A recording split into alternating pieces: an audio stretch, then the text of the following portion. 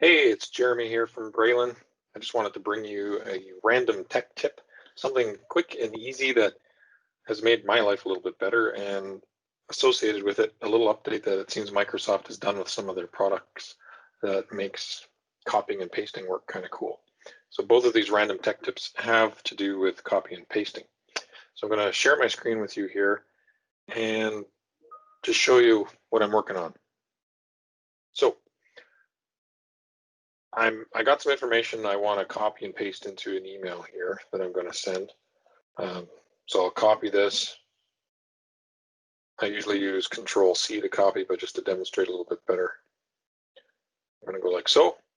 Then I'm going to flip over to my email here that I'm sending to Paul, and I wanted to send this to him.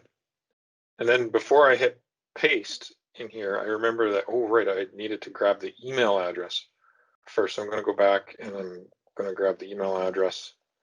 I'm going to copy that. I'll go back to the email here. And then I paste it. Most of the time I use Control-V in order to paste it. But for demo, I'll use that, paste. Okay, so there, I said the email address is that. What I discovered, or what Microsoft is doing now, rather than having to go back and recopy this thing that I had copied previously, I still have it in my clipboard. They make it easy to get to right now. All you have to do is hit your Windows button on your keyboard and the V button, and it'll bring up the clipboard screen, and it'll show you your last few copies that you have done.